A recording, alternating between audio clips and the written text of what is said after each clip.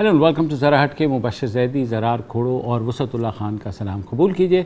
रुख करेंगे बलूचिस्तान का, जहां बाप और उसके बच्चों के दरमियान जो है कोई इख्तिलाफ़ात पैदा हो गए हैं।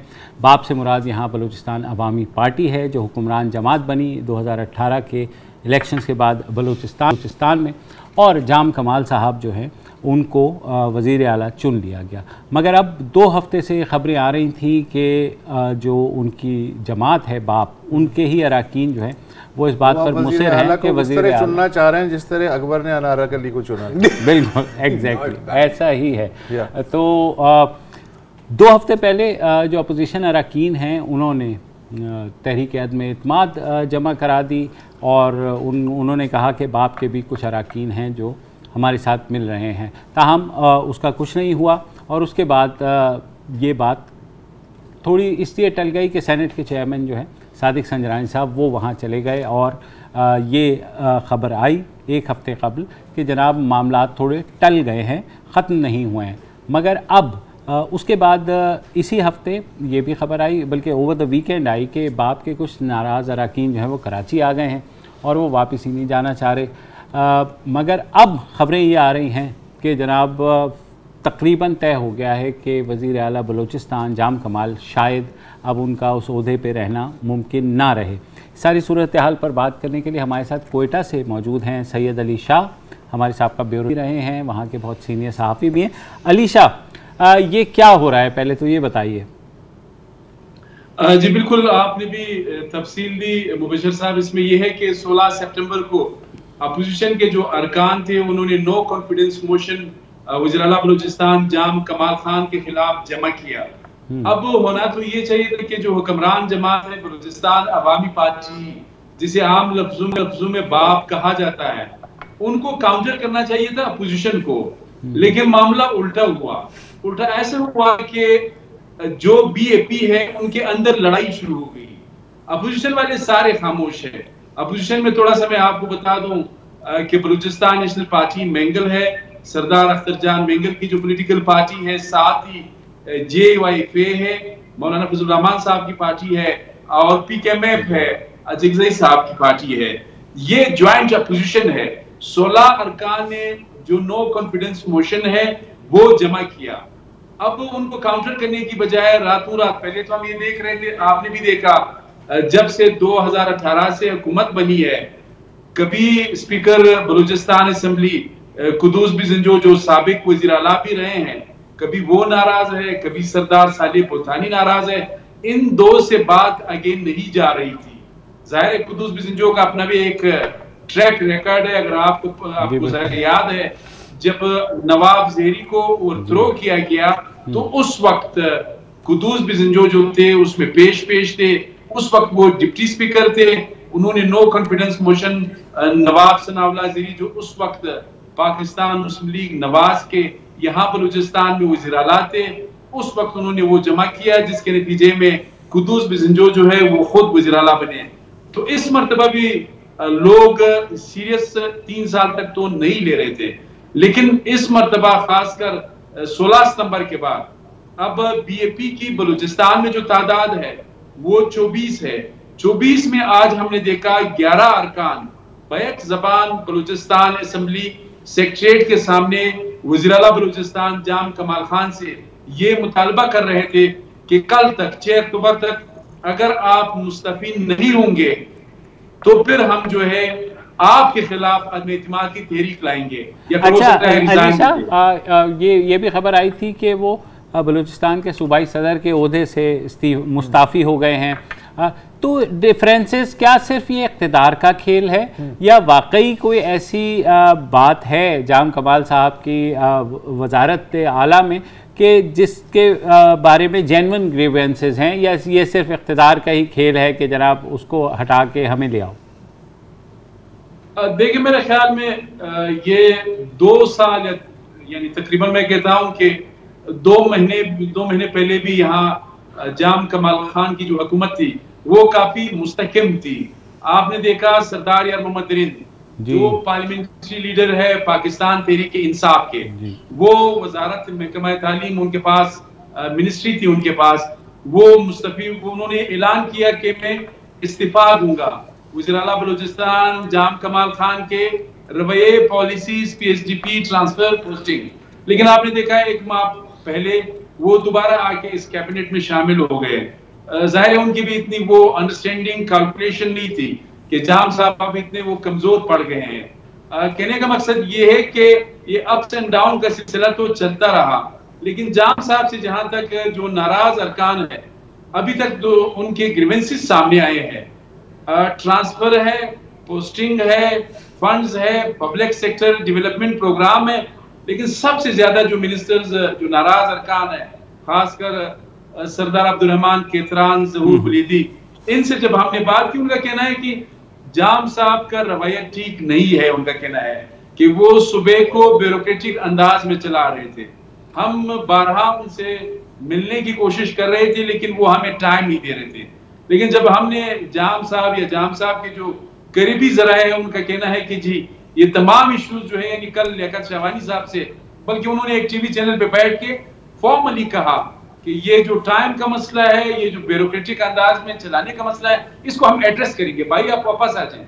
लेकिन इसके बावजूद भी वो बजिद है, वापस नहीं आ। अली शाह, मैं जानना ये चाह रहा हूँ कि 70 से लेके अब तक जितने भी चीफ मिनिस्टर रहे हैं बलूचिस्तान में, वजूहत हो सकती है कि जी उनका रवैया ठीक नहीं था, उनकी नाक सीधी नहीं थी, उन्हें हमारी शक्ल पसंद नहीं, कोई भी वजह हो सकती है, लेकिन आज तक किसी चीफ मिनिस्टर ने अपनी मुद्दत पूरी की है बलूचिस्तान में? उसद साहब, आपने ठीक कहा। एक तो ये बिल्कुल रिलेवेंट क्वेश्चन है। थोड़ा सा आपको मैं ये बता दूं कि जाम कमाल के जो वालिद मोहतरम थे, जाम मोहम्मद यूसुफ साहब, वो 2002 में चीफ मिनिस्टर बने। साबिक सदर परवेज मुशर्रफ के दौर था, 2007 तक वो चीफ मिनिस्टर रहे। उन्होंने अपना टेन्योर जो है वो पूरा किया। जाम मोहम्मद यूसुफ के अलावा बलूचिस्तान में आपने ठीक कहा, सरदार अताउल्ला खान मेंगल से लेके अभी तक किसी चीफ मिनिस्टर ने अपना टेन्योर पूरा नहीं किया है। उसकी सबसे बड़ी वजह यह है कि बलूचिस्तान में आज तक सिंगल पार्टी जो गवर्नमेंट है वो यहाँ पे इस्टेब्लिश नहीं हो सकी है। यहाँ पे 51 जो है वो जनरल असेंबली की नशिस्तें हैं। यहाँ पे मुख्तलिफ ज़ाहिर बलूचिस्तान सुबह नहीं एक रीजन है, आधा पाकिस्तान है, और फिर बलूचिस्तान के अपने पॉलिटिकल। लेकिन अली शाह देखें, बाकी जो 3 सूबे हैं उनमें ये कभी नहीं होता। ये जो बलूचिस्तान असम्बली में 65 अरकान हैं, इनमें से शायद 60 अरकान ये होंगे कि जिन्हें किसी को पार्लिमानी सेक्रेटरी बनाया गया, किसी को वजारत दी गई, किसी को कुछ दिया गया है। ऐसा तो किसी सूबे में भी नहीं होता। उसके बावजूद खुशी इनके चेहरे पे क्यों नहीं होती? सवाल आपका, मैं जहां तक मैं समझाऊं, वैसे वो ऑडियो थोड़ा सा क्लियर नहीं, लेकिन मैं थोड़ा सा आपको ये बता रहा हूं। बलूचिस्तान में मसला ये है कि यहाँ पर 14-15 शख्सियात है, वो आपको पता है 70 से वो जीते चले आ रहे हैं। वो हर आदमी खुद एक पार्टी है। पहले हमने देखा ये जो शख्सियात थे, ये पाकिस्तान पीपल्स पार्टी का हिस्सा थे, ये PMLN का हिस्सा थे, ये फिर बाद में आपने देखा कि ये BAP जो बाप पार्टी बन गई, इसका हिस्सा बने। PMLQ पाकिस्तान मुस्लिम लीग का। एक सेकंड अली शाह, तो अगर मैं आपकी बात समझ रहा हूं, तो क्या यही शख्सियात जो हर जगह स्विच कर रही होती हैं, क्या ये आप देख रहे हैं कि शायद हवा का रुख बदल रहा है? क्या ये मसला है? मेरे ख्याल में हवा का रुख तो जिस तरह जाहिर पूरा पाकिस्तान इसको देख रहा है, चूंकि आपने देखा जब नवाब ज़ेरी वो तब्दील हो गए, कुदूस बिजंजो आए, तो आपने देखा कि BAP पार्टी बनी, और फिर मेजॉरिटी जो सेनेट में सीटें थी उनके पास बलूचिस्तान से चली गई। तो उन सीटों का सेनेट में फिर BAP का नेशनल असेंबली में उनकी मौजूदगी, लार्जेस्ट एक पार्लियामेंट्री ग्रुप बलूचिस्तान से, तो नेशनल लेवल पे वो इम्पैक्ट था। लेकिन इस वक्त जहां तक यहाँ करंट सिचुएशन है, मैं नेशनल लेवल पे इसका ज्यादा इम्पैक्ट नहीं देख रहा हूँ। हाँ, ये थोड़ा सा देख रहा हूँ हवा का रुख, ये जो आपने जिस कॉन्टेक्स्ट में बात की, मकामी हवा शायद फिर उसमें थोड़ा सा ये है कि जाहिर है पीपल्स पार्टी में आजकल आपको पता है नवाब सनाउल्लाह ज़ेरी भी गए, जनरल कादर भी गए, और भी कुछ लोग जा रहे, तो मैं भी इम्कान है कि BAP से कुछ लोग जो है वो पीपल्स पार्टी में भी चले जाएं। ओके, अच्छा अली शाह, अब बाप और बच्चों में जब झगड़ा होता है तो दादा फैसला करते हैं, तो दादा क्या सोच रहे हैं? फिलहाल तो कोई ऐसा उनकी तरफ से कोई फैसला तो नहीं आया है, लेकिन इस वक्त जो है बच्चों में लड़ाई है और बच्चे जो है उनको मनाने की कोशिश की जा रही है, लेकिन अभी तक कोई ब्रेक थ्रू नहीं हुआ है। लेकिन जहां तक मैं देख रहा हूं, मेरा ख्याल है कि आइंदा 1-2 दिन में शायद कोई बलूचिस्तान में पॉलिटिकली कोई ब्रेक थ्रू हो जाए, दादागिरी हो जाए, दादा फैसला करे। अच्छा, वैसे दादा पता क्या सोच रहे हैं इस वक्त? दादा बड़े आराम से बैठे हुए हैं और वो ये सोच रहे हैं, बाजी चाहे अतफाल है दुनिया मेरे आगे, होता है शब व रोज तमाशा मेरे आगे। अच्छा, आपने दादा जान की बलूचिस्तान के बारे में दादा जान की बात करी ली, तो हम क्यों बेचारे बलूचिस्तान के बलूचिस्तान के पीछे पड़े हुए हैं कि किसी वजीर आजम ने अपनी मुद्दत नहीं, वजीर आला ने अपनी मुद्दत खरीद ली? हमारे पाकिस्तान के कौन से वजीर आजम ने अपनी मुद्दत पूरी की है यार? हमें प्रोग्राम इस दफा शायद हो जाए, हमें प्रोग्राम का पेट भी भरना होता है। मुझे पता है, अंडरस्टूड बातें हैं। अच्छा, लेकिन ये कि जाहिर है कि हमारा नहीं, देखो, एक हमारा ताल्लुक है इंफोटेनमेंट से। माय पॉइंट इज कि एक कौमी रिवायत है, हाँ, तो अगर वही रिवायत बलूचिस्तान में भी अपनाई जा रही है तो इसमें मतलब ये तो खुशी की बात है, ये तो नेशन बिल्डिंग होती है सर। जाने से पहले ये जरूर पूछ लें एक दफा कि आपकी अपनी असेसमेंट क्या है कि जाम कमाल जा रहे हैं या बच जाएंगे या आ रहे हैं? ये सवाल मुझसे है? जी, आपसे। मेरे ख्याल में जाम कमाल साहब ने काफी कोशिशें की। ये जितने नाराज अरकान है 11, इनके घरों पर गए, उनसे कहा कि भाई आप आ जाएं, आइंदा कोई ब्यूरोक्रेटिक तरीका नहीं होगा, आप बिल्कुल बगैर रुकावट के मिलेंगे, कोई इशू नहीं होगा। लेकिन वो 11 के 11 इंटैक्ट है। साथ ही जो बलूचिस्तान अवामी पार्टी है वो जो है वो भी 2 अरकान उनके साथ है। इसके अलावा बीएपी का एक सीनियर कैडर है जिसको अभी तक रिपोर्ट नहीं किया जा रहा, जो बीएपी के बानी है सेनेटर सईद हाशमी, इसके साथ साबिक वज़ीर आला सरदार साले बुतानी, साबिक वज़ीर आला जान जमाली और इसके अलावा नवाबजादा तारिक मक्सी, ये फिर एक कोर कमेटी है।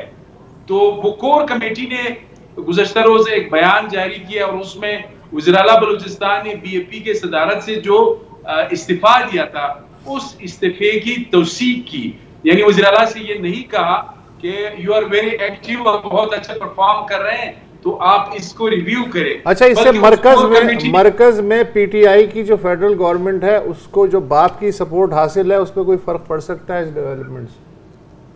अब बिल्कुल पीटीआई को तो बीएपी की सपोर्ट हासिल है, इसमें कोई शक नहीं है। लेकिन थोड़ा सा मैं देख रहा हूं कि जाम कमाल खान की जिस तरह मुबशर जैदी साहब ने सवाल किया, मैं पोजीशन उनका कमजोर देख रहा हूं। ठीक है, ओके, बहुत शुक्रिया हमसे बात करने का और तफसील से बता बलूचिस्तान में क्या हो रहा है। और बलूचिस्तान का इसलिए भी हमने तस्करा किया कि वहाँ से रेटिंग्स नहीं आती, तो जाहिर है किसी को तो प्रोग्राम की भी रेटिंग्स नहीं होती। चलिए, अब हम बात कर ही रहे हैं तो आज ये एक मुजाहरा भी हुआ था स्टूडेंट्स का, थोड़ा सा उस पर भी हम बात कर लें।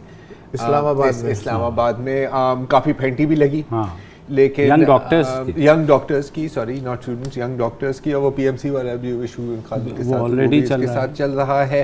अच्छी बात यह है कि अभी सुनने में आया है कि उनके मुज़ाकरात भी डॉक्टर फैसल सुल्तान के साथ हो रहे हैं होपफुली, लेकिन जो पीएमसी का इशू है वो स्टिल अनरिजॉल्व है। आज फवाद चौधरी साहब से भी ये सवाल हुआ तो उन्होंने कहा कि नहीं, मतलब ये इसमें तो अगर स्टूडेंट्स फेल हो गए तो उससे हम क्या कर सकते हैं।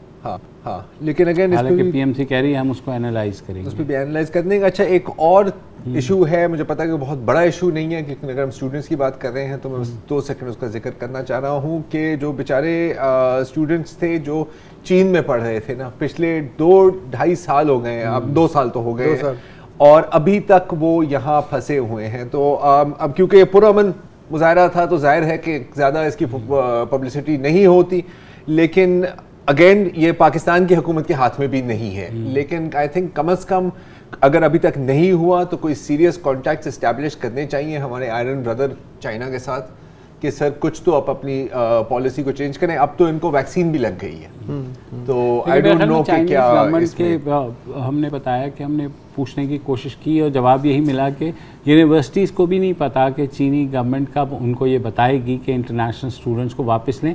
और ये सिर्फ पाकिस्तान का मसला नहीं है जी, पूरी दुनिया के स्टूडेंट्स जो कि चाइना में पढ़ रहे थे अभी तक वापस नहीं जा सके हैं, क्योंकि आने जाने की बातें इस उसमें भी हुई सेगमेंट में, तो अगला सेगमेंट भी आने या जाने के बारे में ही है।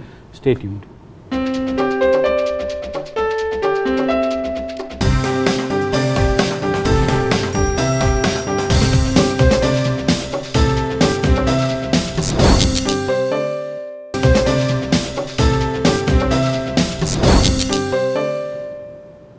Welcome back.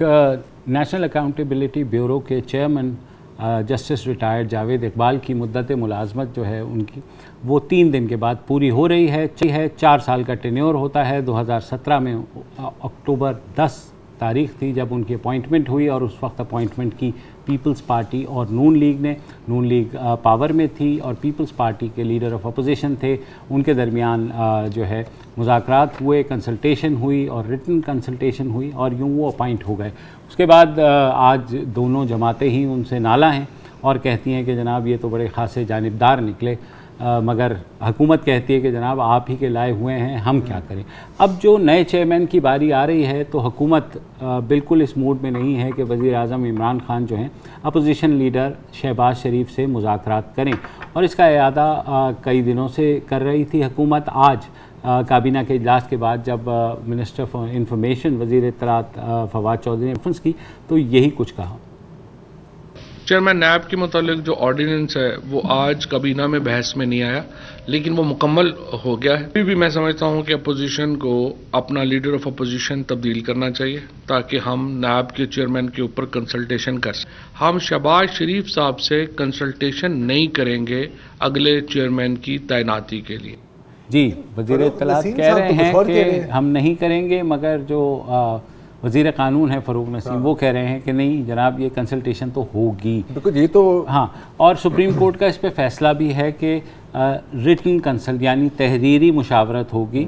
ये नहीं होगा कि भाई आपने किसी के थ्रू कहलवा दिया कि शहबाज साहब से पूछे सर क्या कह रहे हैं और वो कह रहे हैं। अच्छा, सुप्रीम कोर्ट की कोई इस तरह की भी ऑब्जर्वेशन है इस तरह के जो आईनी होते हैं उन पर तकर्री के बारे में या सरकारी मुद्दत मुलाजमत या कॉन्ट्रैक्ट के बारे में कि एज बार भी है? मसलन जावेद इकबाल साहब हैं माशाल्लाह 74-75 के तो अब होंगे, तो ये जब तक चाहे हो रह जी जी उनके एज बार नहीं होती। हाँ।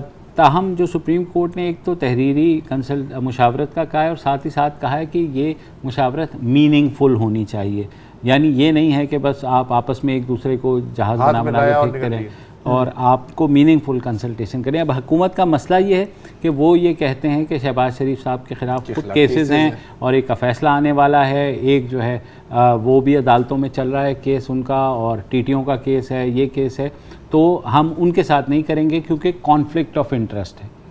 तो ये सारी लेकिन चीज़ इसकी है। कोई अलाउंस तो नहीं है ना मेरा नहीं ख्याल प्रोसीजर के अंदर कि नहीं, वही तो नहीं है। इसीलिए अब एक नया ऑर्डिनेंस आ रहा है जिसकी आज अटॉर्नी जनरल जो हैं उन्होंने तस्दीक भी की है कि कल हम एक ऑर्डिनेंस लेके आ रहे हैं जिसके तहत कम से कम जो मौजूदा चेयरमैन हैं उनकी मुद्दत मुलाजमत में उस हद तक तोसी हो जाएगी कि जब तक नए चेयरमैन पर इत्तफाक नहीं हो जाता, यानी नए चेयरमैन प्राइम मिनिस्टर अपॉइंट नहीं कर देते।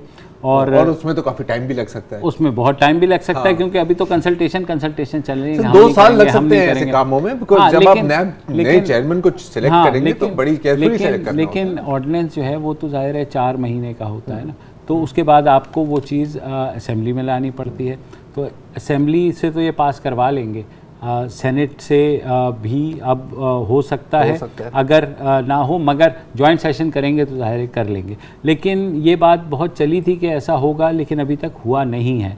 तो इसका मतलब है कहीं ना कहीं ये बात ज़रूर हो रही है कि कंसल्टेशन ना करते हुए भी इवेंचुअली होगी। अब हुकूमत कह रही है कि हम नहीं करेंगे और साथ ही जो फ़रूक नसीम साहब हैं वो कह रहे हैं कि होगी, ताहम अगर अपोजिशन लीडर खुद हट जाए वॉलंटरली और कहें कि जी मैं नहीं कर रहा, तो ये पार्लिमानी कमेटी में मामला चला जाएगा और जब कमेटी डल जाए तो आप वाली बात है कि उसमें वक्त लगता है। अच्छा, जो नाम आपको पता है ना कि कमेटी एवरेज जो कमेटी होती है पाकिस्तान में वो साल के बाद खुलती है। हाँ, अब जो नाम है, मज़े की बात ये कि इस पीर को ही जो हुसैन असगर साहब हैं, जो डिप्टी चेयरमैन नैब थे, वो भी उन्होंने भी इस्तीफ़ा दे दिया है। तो वो भी एक प्रॉब्लम है कि भाई वो क्या होगा उसका, और साथ ही साथ ये जो आ रहा है ऑर्डिनेंस। सॉरी मैं बात काट रहा हूँ, उनके बारे में तो ठीक कहा जा रहा है कि वो काफ़ी नाखुश थे शायद, जिस तरह ब्यूरो चल रहा है या जिस तरह पूरे प्रोसेस चल रही है, ऐसा ही है। और उन्होंने वज़ीर आज़म से मुलाकात भी की थी, जिसके बाद गुज़िश्ता वीकेंड पर और फिर मंडे को उनका इस्तीफ़ा सामने आ गया।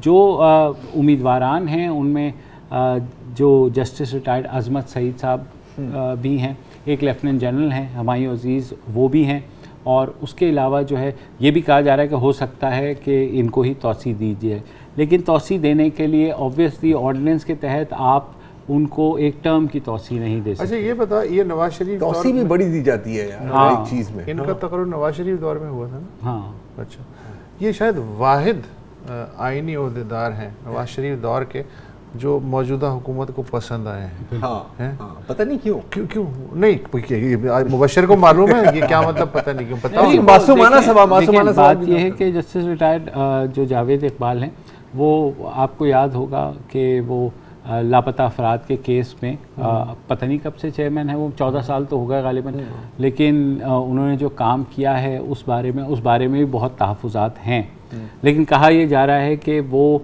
तमाम हलकों को काबिल कबूल हैं, और जो हलके मैटर करते हैं पाकिस्तान में, वो भी यही चाह रहे हैं कि जावेद इकबाल साहब ही रहें इस उसके ऊपर।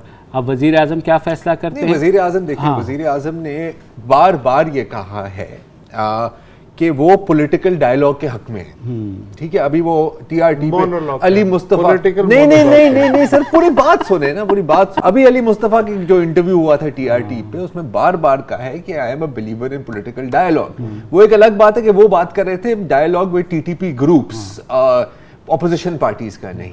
तो मतलब कल अदम से कर लेंगे, लेकिन अदम से नहीं करेंगे, ऐसा ही है कुछ, ऐसा ही। ये तो वेरी गुड। इसी बात पर अच्छा है, ब्रेक ले लो। अच्छा है।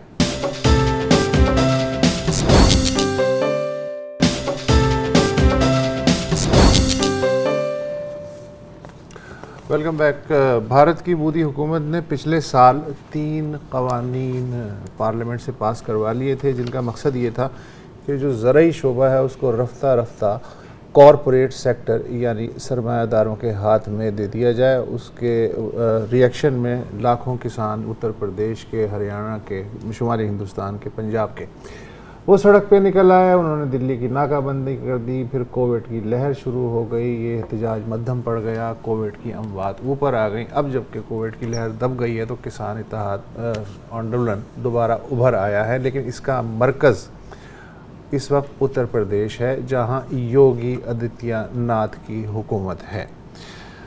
अब तक ये बिल्कुल नॉन वायलेंट रहा ऑलमोस्ट ये एहतजाज, लेकिन अब इसमें कुछ तशद्दुद शामिल हो गया है, और वो तशद्दुद किसानों की वजह से नहीं हुआ बल्कि बीजेपी की झुंझलाहट का नतीजा है। मसलन एतवार को उत्तर प्रदेश का कस्बा है लखीपुर खेरी, वहाँ किसान पुरअमन तरीके से बैठे हुए थे, सड़क पे एहतजाज कर रहे थे, धरना दिया हुआ था कि अचानक बीजेपी के एक वज़ीर ममलिकत हैं, मरकज़ी वज़ीर ममलिकत बराए दाखिला अजय मित्रा, उनके बेटे आशीष मिश्रा 3 जीपों में सवार कॉन्वॉय उनका था, और वो किसान रैली में घुसता चला गया।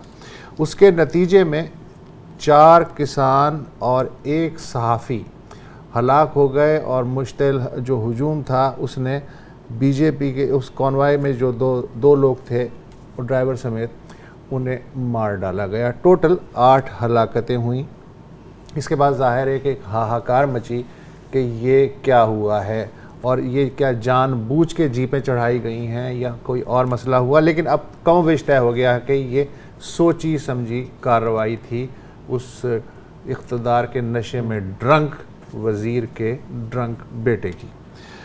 उसके बाद ज़ाहिर है कि हिज़्ब इख्तिलाफ़ को इस आग पे हाथ अपने तापने थे, तो हिज़्ब इख्तिलाफ़ की जो एक मरकज़ी रहनुमा है प्रियंका गांधी, उन्होंने लखीपुर खेरी जाने का फैसला किया। उसके लिए सीतापुर जो योगी आदित्यनाथ की हुकूमत थी, उन्होंने इनको प्रियंका गांधी को 4 साथियों समेत सीतापुर के गेस्ट हाउस में नज़रबंद कर दिया। नज़रबंदी से पहले जो उनकी पुलिस के साथ तू मैं हुई, उससे आप जज्बात की शिद्दत का अंदाज़ा लगा सकते हैं। ये कांग्रेस की ये इनको अंदर कर दिया है, जो कातिल है वो अभी तक वही कह रहा हूँ ना। इन्होंने बाद में जो सारा ट्वीट किया प्रियंका ने, प्राइम मिनिस्टर के नाम, उन्होंने कहा जी कि वो बगैर FIR के 28 घंटे से नजरबंद है। वो एक इनकी झाड़ू भी दे रही है, उसकी वीडियो वायरल हुई है। लेकिन जो यहाँ लखीमपुर में हलाकतों के जिम्मेदार कातिल थे, वो खुले आम घूम रहे हैं। अच्छा, अब तक भी वो खुले आम घूम रहे हैं, लेकिन इंसाफ जो है, ऐसा नहीं है कि इंसाफ बिल्कुल ख़त्म हो गया हिंदुस्तान में। अगर आप ये देखें कि जो शाहरुख खान के बेटे हैं आर्यन खान, उनको और उनके टोटल जो 12 लड़के थे, उन सबको गिरफ्तार कर लिया गया। एक पार्टी में थे वो बहरी जहाज़ में, तो भारी मात्रा में जो मनशियात बरामद हुई, उसके बाद 12 गिरफ्तारियां हुई। अच्छा, मनशियात क्या जी? 13 ग्राम उनके कब्जे से कोकेन बरामद हुई। काफ़ी, 13 ग्राम, किलोग्राम नहीं, ग्राम। नहीं, वो भी काफ़ी है। 20 ग्राम चरस, चलो ये तो बहुत कम है। अच्छा, 22 गोलियां MDMA, ये NDMA है या ecstasy? MDMA, methyl dioxy methamphetamine. और 5 ग्राम MDMA ना यार, नहीं, एक 5 ग्राम मौली होगी वो। हाँ, अच्छा, एनीवे यार, ये लंबी कहानी है, अब मैं क्या ठीक है। तो ये इतनी भारी मात्रा में जो है वो मिली, तो उसके बाद उनका 7 दिन का रिमांड हो गया इन लड़कों का। और जो लखीमपुर के कातिल हैं वो अब तक पकड़े नहीं गए हैं। अच्छा, मजे की बात यह है कि दोनों वाकयात जो हैं वो एतवार को होते हैं। तो नहीं, सारा फोकस अभी पूरा जो इंडियन मीडिया था, जिसे कि हमारे कुछ वहाँ के दोस्त गोदी मीडिया कहते हैं, उसका फोकस था शाहरुख खान के बेटे के कब्जे से सर भारी मकदार में मनशियात की बकायदा रीएनैक्टमेंट्स चल रही है। मैं भी देख रहा था, आपको याद है ना जब श्रीदेवी फौत हुई थी, तो वो कार्टून किस्म का बनाया हुआ था ना, एनिमेशन बाथटब के अंदर, उसी तरह का इसका भी बना हुआ है। बड़े मज़ेदार है, मेरे पास अभी है नहीं तो मैं दिखाया था। अच्छा, जहाँ तक ये जो हुआ है सीतापुर और इन इलाकों में, इनकी बड़ी एक क्लियर SOP होती है। ठीक है, सबसे पहले तो शिफ्ट द ब्लेम। ठीक है, अब जैसे ये खबर आई तो पहला होता है डिनाई कि ऐसा तो कुछ हुआ ही नहीं है। ठीक है, फिर आती है shift the blame. Shift the blame में क्या है कि जी उनके ऊपर पथराव हो रहा था, वो लाठियां मार रहे थे, कुछ लोगों के पास बंदूकें भी थी, और आपको तो पता ही है, तो है ही सारे खालिस्तानी, राइट, ये होती है। अच्छा, फिर वीडियो जाट बेल्ट है। हाँ, फिर वीडियो आ जाती है, मैं उनके प्रोपेगेंडा की बात करूं, वीडियो आ जाती है और वीडियो में बड़ा क्लियर है कि 1 सेकंड के लिए स्पीड नहीं कम की और कुचलते हुए गए। इनफैक्ट मैं एक और कवरेज देख रहा था उसमें कि पुलिस वालों को भी समझ नहीं आई कि यहाँ पर हुआ क्या है, क्योंकि वो खुद भी इसके साथ जख्मी हुए हैं।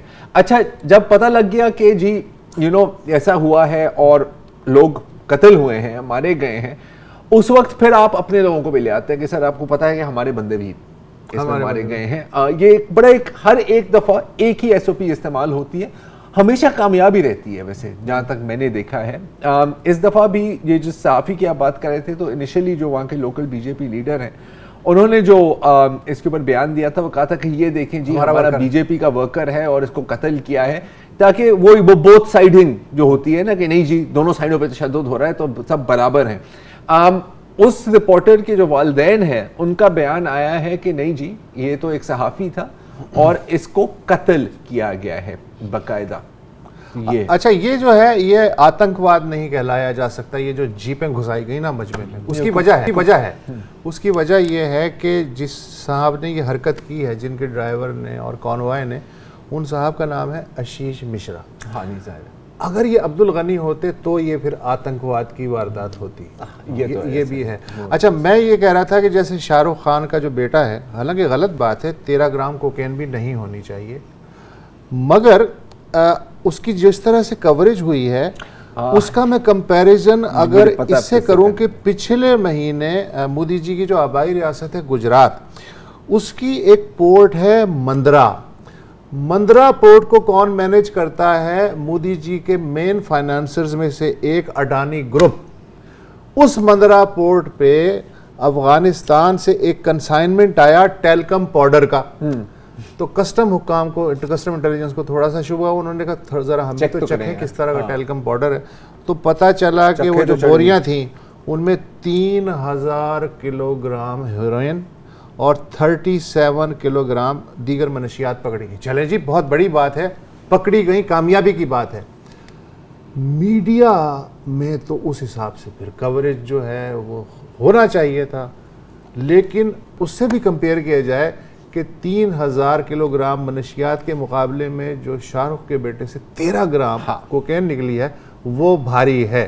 बिल्कुल वो भारी है, ऐसा ही। तो मैं पता नहीं क्या कहना चाह रहा हूँ, लेकिन पता नहीं, कुछ कह गया, पता नहीं क्या है। हाँ। लेकिन अब ये है कि हमारे जो इंडिया में संघी फैन हैं वो उनकी ट्वीट्स का इंतजार है, उनके तबसरे का इंतजार है, बड़े चटपटे तबसरे होते हैं। हाँ, कसम से। मेरा ख्याल है हम जानबूझ के इसीलिए प्रोग्राम भी करते हैं ना। वक्फा ले लें।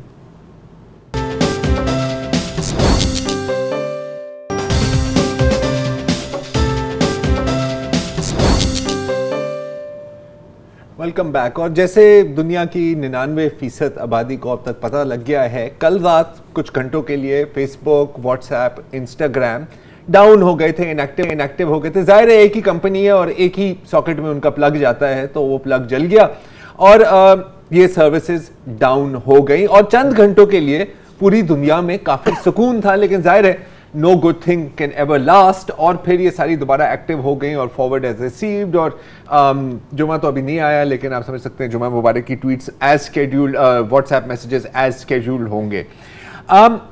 लेकिन इस पूरी खबर ने एक और खबर को, फेसबुक रिलेटेड खबर को थोड़ा सा नज़रअंदाज किया, और वो ये है कि आजकल फेसबुक के खिलाफ यूएस कांग्रेस में एक बार फिर हियरिंग्स हो रही हैं। और इन हियरिंग्स में तेज़ी इसलिए आई है कि एक साबिक एम्प्लॉई फ्रांसिस हॉगन, जो गूगल में भी काम किया है उन्होंने पिंटरेस्ट में भी काम किया है, बहुत बड़ी वेबसाइट है, और फेसबुक में भी काम किया है, वो अब मंजर आम पर आ गई हैं। पहले तो वो सिर्फ इंफॉर्मेशन और डॉक्यूमेंट्स लीक कर रही थी, लेकिन अब वो बाकायदा इंटरव्यूज भी दे रही हैं और यूएस कांग्रेस के सामने भी आई हैं और काफ़ी इंकशाफ किए हैं फ्रांसिस साहिबा ने कि फेसबुक का मॉडल चलता कैसे। अब मैं थोड़ी सी आपको बैकग्राउंड दे देता हूँ कि फेसबुक का जो प्रोटोटाइप है वो आया था 2004 में, जब मार्क जुकरबर्ग साहब हार्वर्ड में पढ़ रहे थे। तो उन्होंने सोचा कि उन्होंने किया कि एक वेबसाइट बनाई जिसका नाम था फेस मैश, और इसमें जो तमाम जो स्टूडेंट्स थे हार्वर्ड की और बिलखसूस खवातीन, उनकी तस्वीरें अपलोड की, जैसे आपकी और आपकी कर देंगे, और कहेंगे कि आप डिसाइड करें कि इनमें से ज़्यादा खूबसूरत क्या है। बहुत पॉपुलर कॉन्सेप्ट था, 4 घंटों में 22,000 फॉलोअर यूजर्स उनको मिले। लेकिन क्योंकि उन्होंने यूनिवर्सिटी के डेटाबेस को हैक करके ये तस्वीरें निकाली थी, तो वो बंद कर दिया। वहाँ से आइडिया आया फेसबुक का, and the rest is history. फिर फेसबुक ने व्हाट्सएप भी खरीद लिया और इंस्टाग्राम भी खरीद लिया है। सवाल पूछा जा रहा है कि क्या किसी एक कॉरपोरेशन, और अब इनकी वैल्यूएशन तकरीबन $1 ट्रिलियन तक पहुंच गई है, क्या किसी एक कॉरपोरेशन और एक इंसान के पास इतनी पावर होनी चाहिए? क्योंकि ये यकीनन एक मोनोपोली है, और सबसे जो खतरनाक बात है, ये आपकी माइंड की मोनोपोली है, एक इंफॉर्मेशन की मोनोपोली है। माजी में भी ये सवाल पूछा गया है कि फेसबुक का कितना किरदार रहा है इश्तियाल अंगेज मवाद को फ़रोग़ देने में, हेट स्पीच को फ़रोग़ देने में, मिस इन्फॉर्मेशन और फेक न्यूज़ को फ़रोग़ देने में। बार बार ये सवाल पूछा गया है, जैसे कि जब ये जो ट्रंप वाली इलेक्शन थी उसमें पूछा गया कि जी ये आपने जो रशियन इंफॉर्मेशन को वहाँ पर अलाउ किया है, वो उन्होंने आपको पैसे दिए, आपने उनके ऐड चला दिए, ये कैसे काबिल कबूल है? फिर एक सवाल पूछा जाता है कि आप किस किस्म का डेटा कलेक्ट करते हैं, क्योंकि लगता तो ऐसे है कि जितने भी यूजर्स हैं उनकी पूरी सोशियोलॉजिकल प्रोफाइल फेसबुक के पास मौजूद है। और अक्सर कहा जाता है कि अगर कोई प्रोडक्ट फ्री है ना, तो इसका मतलब है कि सर आप ही प्रोडक्ट हैं। तो कैम्ब्रिज एनालिटिका का आपको याद होगा, जब इस डेटा को ही यूज करके लोगों को टारगेट किया गया इलेक्शन के लिए। फिर म्यांमार में जो हुआ, जो रोहिंग्या मुसलमानों की नस्लकुशी हुई, बहुत ज़्यादा जो मटेरियल था वो फेसबुक के ज़रिए ही स्प्रेड हुआ। अब जब भी ये सवाल पूछा जाता है फेसबुक से तो वो कहते हैं कि जी हम पूरी कोशिश कर रहे हैं, ये हमारी पॉलिसी नहीं है, हम तो सिर्फ लोगों को कनेक्ट करना चाह रहे हैं। लेकिन फ्रांसिस साहिबा ने जो इंकशाफ किए हैं और जो हज़ारों डॉक्यूमेंट्स हैं उनके पास और वो स्लोली उनको रिवील कर रही हैं, उससे ये वाज़ेह होता है कि ये ही फेसबुक की पॉलिसी है। और वो क्यों? फेसबुक पैसे कैसे कमाता है? इंगेजमेंट्स के थ्रू। अगर ज़्यादा इंगेजमेंट्स होती हैं मतलब कि लोग ज़्यादा टाइम गुजार रहे हैं फेसबुक पर, मतलब कि ज़्यादा इश्तिहारात देख रहे हैं। तो बहुत सालों पहले उनको ये समझ आई कि जो सबसे ज़्यादा जो इश्तिहाल अंगेज मवाद होता है, जो सबसे ज़्यादा सेंसेशनल होता है या एंग्री या हेट फिल्ड जो कंटेंट होता है, सबसे ज़्यादा लाइक्स और शेयर्स भी उसके आते हैं। तो क्यों ना हम लोगों को यही दिखाएं। जैसे किसी ने सोचा कि भाई यार कार क्रैश के वीडियोस को लोग बहुत देखते हैं, तो आपने अगर एक कार क्रैश की वीडियो को क्लिक किया तो आपके रिकमेंडेशंस में 10 और आ जाएंगे।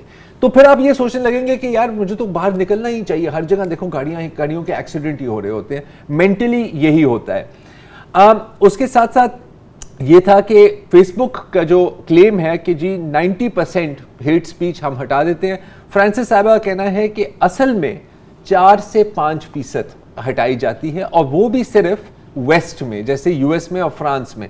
गेम क्योंकि पैसे की है तो म्यांमार में ये क्यों नहीं किया जाता? क्योंकि जितना पैसे उनके लगेंगे वहां पर ट्रांसलेशन टीम को हायर करने के लिए, उस कंटेंट को जांचने के लिए, वो फिर उनका नेट लॉस हो जाता है। हमने ये भी देखा है कि जैसे अगर हम भारत की मिसाल दें तो वहां पर बहुत एक बाकायदा पॉलिसी थी। वॉल स्ट्रीट जर्नल में इनफैक्ट एक रिपोर्ट आई थी कि जो फेसबुक के इंडिया के जो हेड ऑफ पॉलिसी हैं अंकित दास, उन्होंने कहा था कि जी आप बीजेपी पर हेट स्पीच के रूल्स नहीं अप्लाई कर सकते क्योंकि हमारी बिजनेस लूज होगी। On the other side of this, Kashmir related material सिर्फ फेसबुक पर नहीं बल्कि इंस्टा पे भी और ट्विटर पर भी तवातुर से हटाया जाता है। अच्छा, इंस्टाग्राम के बारे में भी इसमें काफी बातें हो रही हैं और फ्रांसिस साहिबा का कहना है कि 30% जो यंग लड़कियां इंस्टाग्राम यूज करती हैं वो उनको मेंटल स्ट्रेस होता है, इनफैक्ट ईटिंग डिसऑर्डर्स हो जाती हैं, क्योंकि इंस्टाग्राम में इतना प्रेशर होता है to be perfect, to be perfect, to be perfect. तो अगर आप पिक्चर पोस्ट करेंगे उसके नीचे लोग कहेंगे you are not looking good, वो उनके जहन पर हो जाती है। अभी बहुत चीजें हैं और भी आती रहेंगी, लेकिन मेन बात यह है एलिजाबेथ वॉरेन जो है यूएस कांग्रेस वुमन, उनका कहना है कि जी इंस्टाग्राम और व्हाट्सएप को आप बेच दें और इस मोनोपोली को ब्रेकअप करें, क्योंकि मेरा ख्याल है कि दुनिया की तारीख में कभी एक कॉरपोरेशन के पास इतनी पावर हमने कभी नहीं देखी होगी। तो देखते हैं आगे जाते हुए इसका क्या होता है। आज के लिए इतना ही जी, इजाजत दीजिए, खुदा। अस्सलाम वालेकुम। अगर आपको हमारे शो पसंद आया है तो प्लीज़ हमारे YouTube चैनल को सब्सक्राइब करें और अगर मुनासिब समझे तो इस वीडियो को लाइक भी कर लें, तो कोई हर्ज नहीं है, और शेयर भी कर लें और कमेंट भी कर दें जी, वरना वो सब ऐसे ही लिखते रहेंगे। और ये जो दोनों कह रहे हैं ये कर लें जी प्लीज़, नहीं तो हमें भी घर जाना है, मैं आपके कंप्यूटर में नहीं रहना 24 घंटे। सही बात।